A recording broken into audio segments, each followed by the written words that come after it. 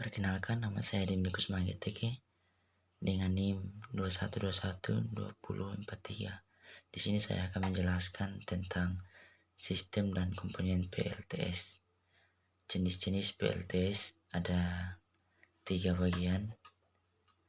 Yang pertama, tersebar, dipasang di tiap rumah atau lokasi tersebar dengan kapasitas kecil dan pertimbangan jarak antar lokasi berjauhan, contohnya SHS dan PCU. Yang kedua, terpusat atau komunal, off-grid dan on-grid, digunakan untuk sistem pembangkit tenaga listrik skala menengah, lalu didistribusikan ke pemakaian rumah tangga dan lampu jalan.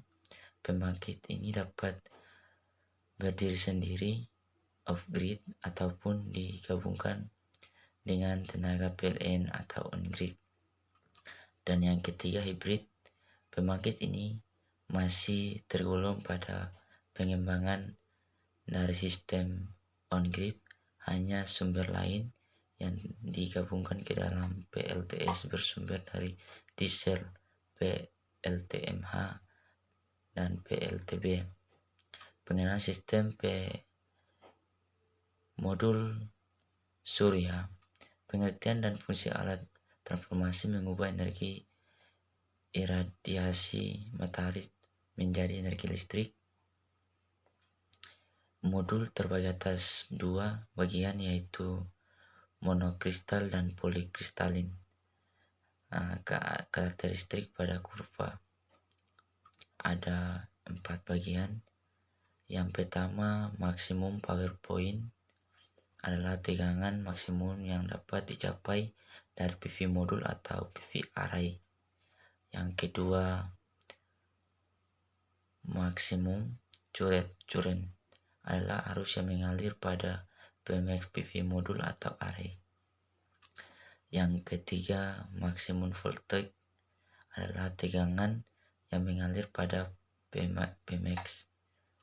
Yang keempat, open circuit voltage adalah tegangan keluaran dari PV modul atau array tanpa beban. Adalah arus keluar dari PV modul atau array tanpa beban. Yang berikut, penyangga modul atau meja jemur atau juga disebut dengan modul bracket. Sebagai sarana untuk menempatkan PV modul, maka diperlukan sebuah sistem penyangga modul bracket, atau sering juga disebut sebagai meja jemur. Pada penyangga modul bracket meja jemur inilah PV modul dipasang secara serial dan paralel untuk memudahkan instalasi. Biasanya setiap penyangga modul didesain satu grup PV modul yang nantinya output akan disalurkan kepada satu solar charger yang berlebihan dahulu melewati panel karbiner. Berikut, penyangga modul ini terdiri dari beberapa konstruksi besi batangan yang disusun sedemikian rupa sesuai dengan dimensi PV modul sehingga dapat menopang PV modul dengan baik dan kokoh. Berikut susunan paralel. Untuk mendapatkan arus listrik yang lebih besar daripada keluaran arus listrik dari setiap modul surya, maka modul surya dihubungkan secara paralel dengan cara menghubungkan kutub-kutub yang sama. Kutub negatif saling dihubungkan dan kutub positif juga saling dihubungkan. Seperti terlihat pada gambar, apabila masing-masing modul surya mempunyai tegangan kerja 15 volt, akan menghasilkan arus listrik sebesar masing-masing 3 ampere.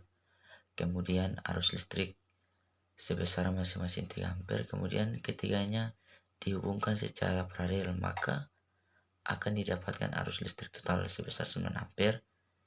Sedangkan tegangan total akan sama dengan tegangan masing-masing modul surya, yaitu 15 volt. Hubungan modul surya secara seri.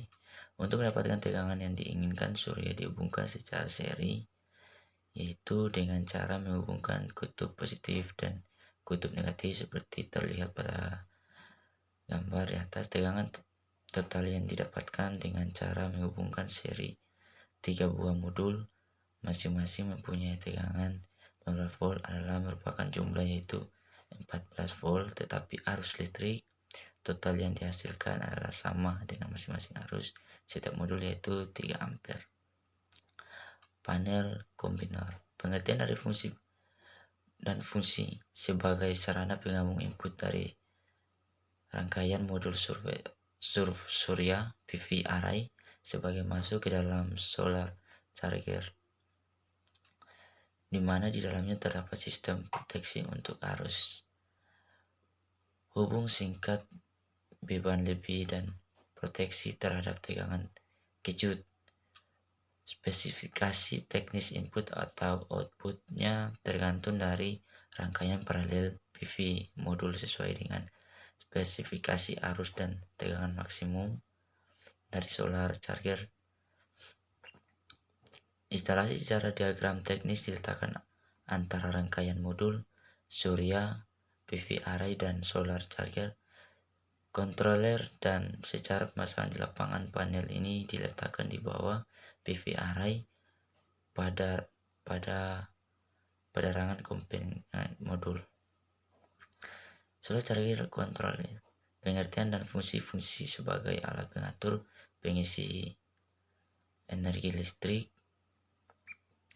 ke baterai sehingga proses pengisian baterai akan lebih optimal. Ada 3 tahapan pengisian atau charging baterai. Yang pertama, bulk charging, tahapan pengisian.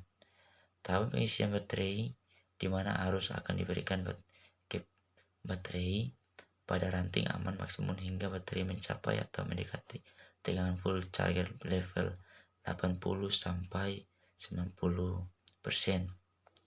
Dan yang kedua, burst charge, tahapan pengisian yang kedua dari 3 tahapan pengisian baterai.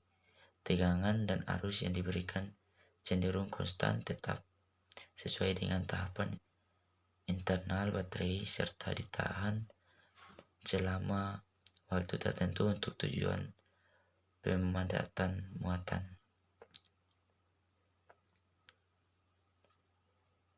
Baterai yang disimpan. Yang ketiga, full charger, tahapan pengisian yang ketiga dari 3 tahapan pengisian baterai. Setelah baterai mencapai status level full charger, arus pengisian akan diturunkan secara bertahap hingga batas terendah.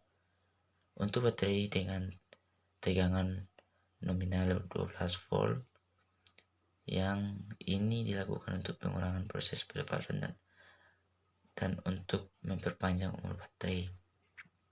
Inverter S219C berfungsi sebagai alat mengubah tegangan arus searah DC menjadi tegangan arus bolak-balik AC.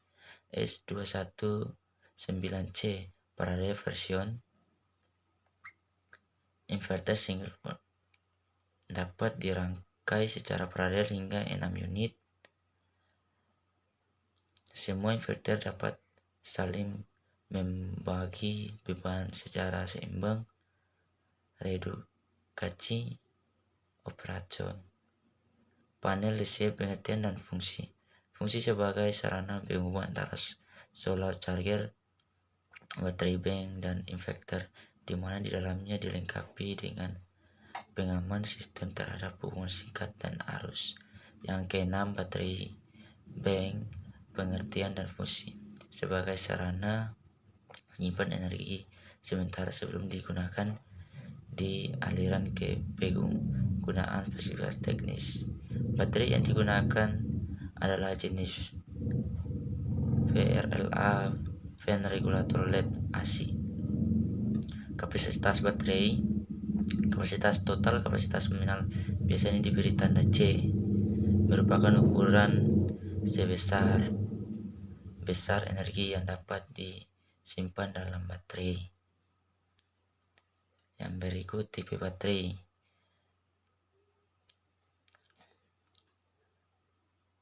Baterai starting dibuat untuk memungkinkan penyalaan mesin starting engine.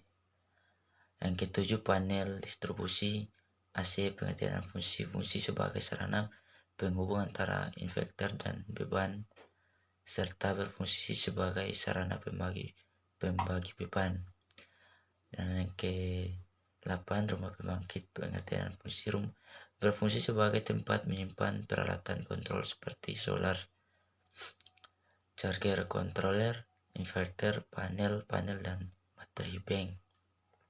Yang 9, sistem penangkal petir, pengertian. Petir ini sangatlah penting perannya karena di setiap lokasi pembangunan PLTS intensitas petir sangat bervariasi dan umumnya menyamakan sangat semuanya tinggi. Sistem ini berfungsi untuk peralatan di dalam pembangkit dan instalasinya termasuk jaringan dan instalasi rumah yang sangat rendah terhadap sambaran petir. Yang ke-10, pagar pengaman BRC, pengertian dan fungsi sebagai alat pengaman lokasi pembangkit dan binatang maupun pengganggu. Sekian penjelasan singkat ini, lebih dan kurangnya saya minta maaf dan sekian dan terima kasih.